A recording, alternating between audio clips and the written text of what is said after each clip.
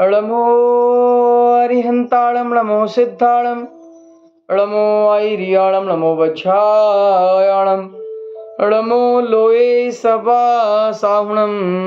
महावीर भगवान की जय। हम पद्म पुराण के पर्व 64 में पढ़ेंगे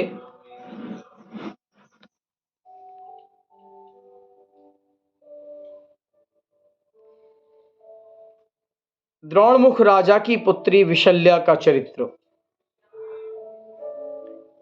4 ज्ञान के धारी महामुनिराज ने कहा, हे भरत, विदेह क्षेत्र में स्वर्ग समान पुंडरीक देश, वहां त्रिभुवनानंद नगर, वहां चक्रधर नाम का चक्रवर्ती राज्य करता था। उनकी पुत्री अनंगशरा गुण रूपी आभूषणों सहित रूपवान एक प्रतिष्ठित पुर का राजा पुनर्वसु विद्याधर चक्रवर्ती का योद्धा कन्या को देखकर मोहित हुआ और राजकुमारी को विमान में बिठाकर ले गया।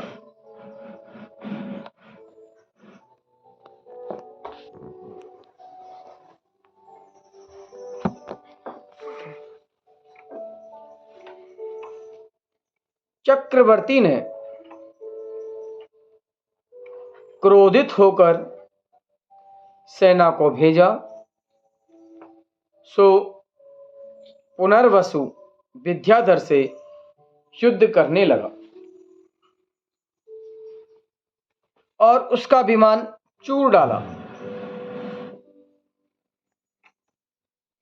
तब उसने व्याकुल होकर राजकुमारी अनंगसारा को आकाश से नीचे गिरा दिया।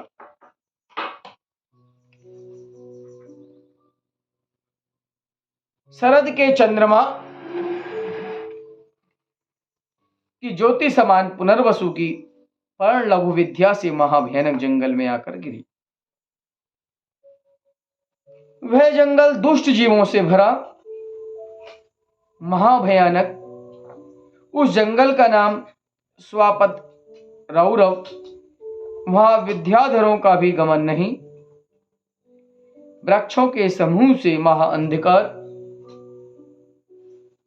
अनेक ऊंचे ऊंचे वृक्ष बेलों से घिरे हुए, उनकी सघनता से सूर्य की किरणों का भी प्रवेश नहीं। वह सिंह, व्याघ्र, चीता, अष्टापद, गेंडा, रीछ इत्यादि अनेक वन के जीव भ्रमण करते ऊंची नीची पृथ्वी, बड़े बड़े गड्ढे, कंकड़ पत्थर कांटे उस महाभयंकर वन में चक्रवर्ती की राजदुलारी अनंगसरा बालिका अकेली दुखी होकर रहती थी। नदी के किनारे पर जाकर दिशाओं की ओर देखती हुई माता पिता को याद कर रुदन करती रहती थी। हाय, मैं राजा चक्रवर्ती की पुत्री, मेरा पिता इंद्र समान, उनकी मैं अति प्यारी बेटी, भाग्य के बस इस जंगल में पड़ी हूं। अब क्या करूं, कहां जाऊं, किनसे कहूं? इस वन का कोई अंत नहीं। इस वन को देख दुख उत्पन्न होता है। हे पिता, आप पराक्रमी, संपूर्ण रोग में प्रसिद्ध, मैं इस वन में ऐसा ही पड़ी हूं।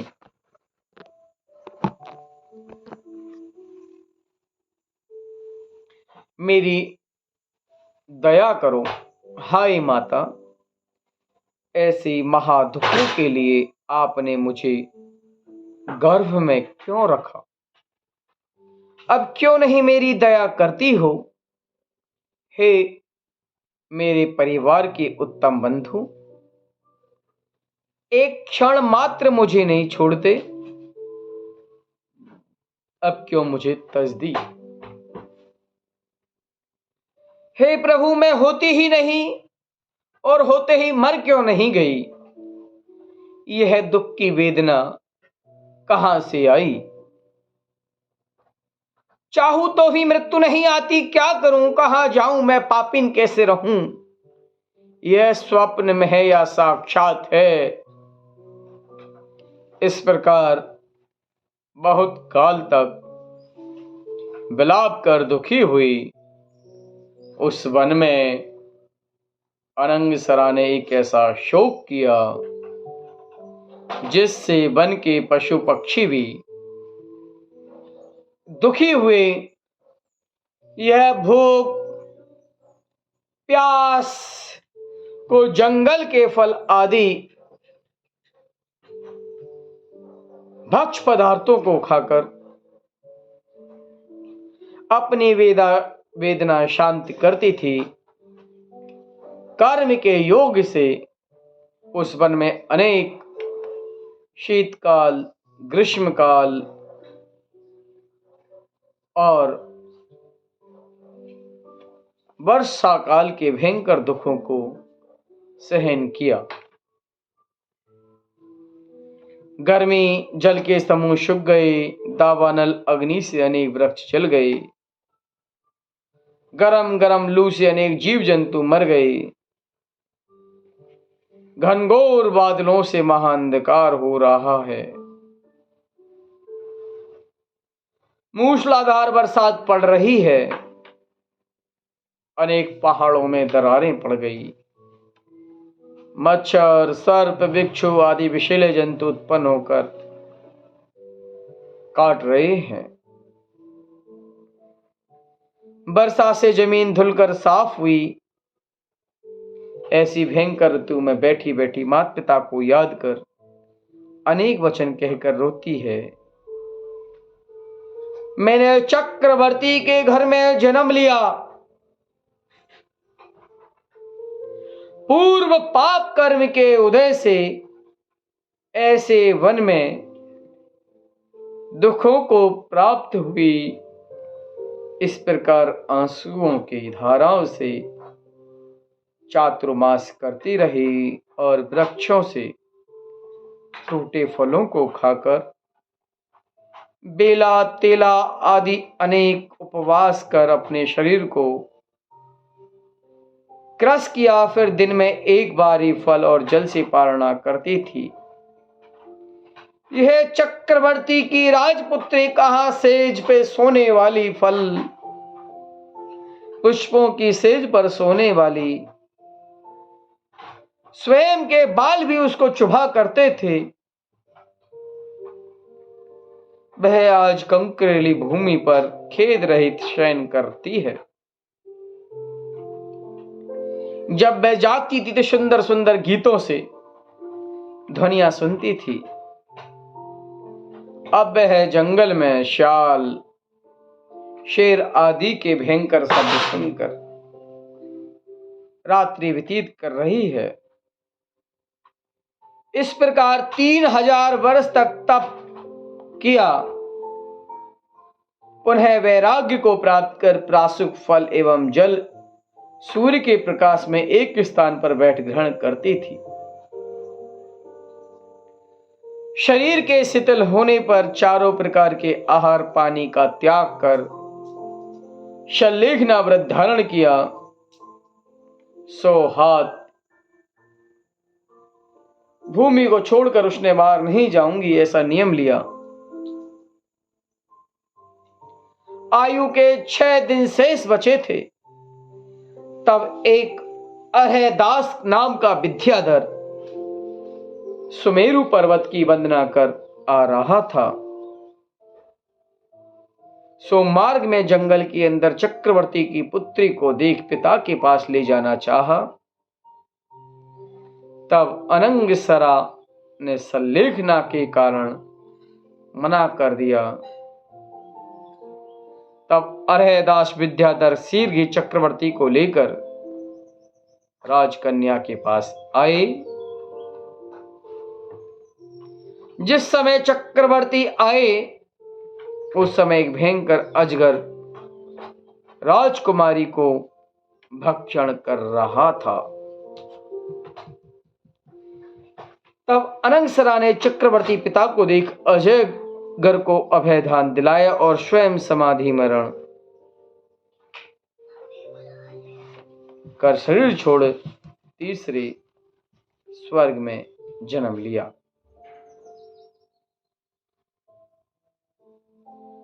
पिता पुत्री की है अवस्था देख 22,000 पुत्रों के साथ वैराग्य को प्राप्त कर मुनि पद को धारण किया।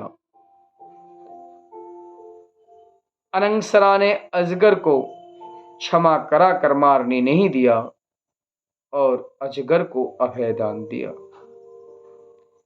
ऐसी श्रद्धा उसी की ही थी और वह पुनर्वसु विद्याधर जंगल जंगल में अनंगसरा को ढूंढता रहा।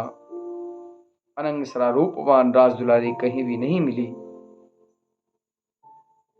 तब पुनर्वसु विद्याधर दुखी होकर द्रुमसेन मुनि के चरणों में मुनि होकर महातप किया और तप के प्रभाव से स्वर्ग में देव हुआ। वहां से आकर लक्ष्मण हुआ और वह अनंगसरा चक्रवर्ती की पुत्री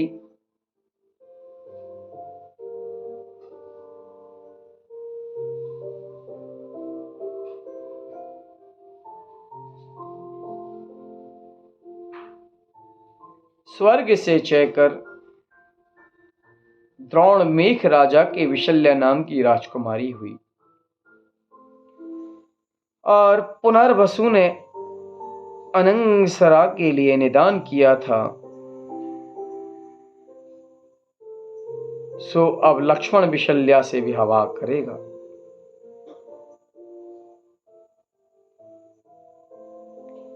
यह विशल्या इस नगर में, इस देश में तथा भरत क्षेत्र में महागुणवान है।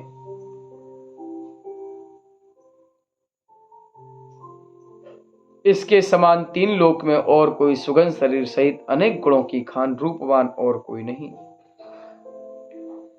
पूर्व भर में किए हुए तप के प्रभाव से महापवित्र शरीर है। अजगर को अभयदान दिया, उसी का यह फल है कि उसने स्नान के जल से सभी शक्तियां एवं सभी रोग दूर होकर शांत होते हैं। इसने उपसर्ग सहन किया और महातप कर यह फल है। उसके स्नान के जल से तेरे देश के वायु विकार रोग उत्पन्न हुआ था, वह नाश हुआ। यह मुनि के वचन सुन भरत ने मुनिराज से पूछा, हे प्रभु, मेरे देश में रोग किस कारण से उत्पन्न हुए? तब मुनिराज ने कहा, हस्तिनापुर नगर में एक बिंद नाम का व्यापारी महाधनवान, वह गधा ऊंट भैंसा लादकर अयोध्या में आया। 11 महीने अयोध्या में रहा। उसने एक भैंसा बहुत बोझ रखने के कारण घायल हुआ और तीव्र रोग की वेदना से इस नगर में मरा। और अकाम निर्जरा के कारण अश्वकेतु नाम का वायु कुमार देव हुआ। उसने अवधि ज्ञान से पूर्व भव को जाना कि मैं पूर्व भव में भैंसा था, पीठ कट रही थी, रोगों से दुखी होकर मार्ग में कीचड़ के अंदर पड़ा था।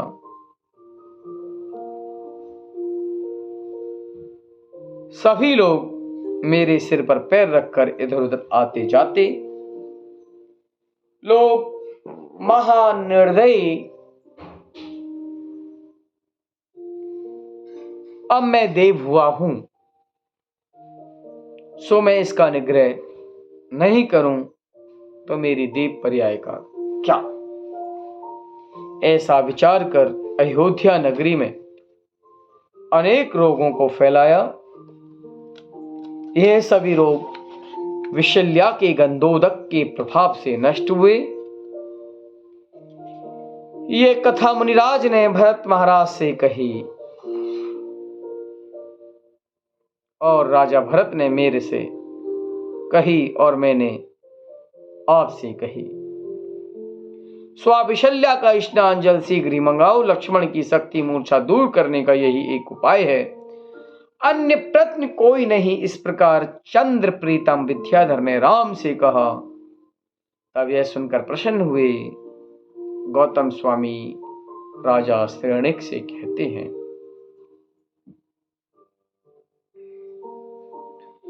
जो जीव पुण्य का अधिकारी होता है,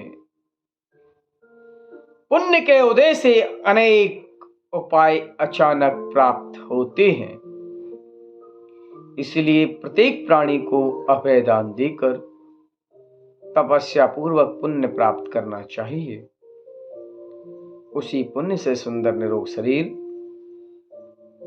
अतुल बल, महासुख, संसार के भोग और भोग की सामग्री प्राप्त होती है। पुण्य से ही संकट के समय सभी उपाय स्वयं सिद्ध होते हैं।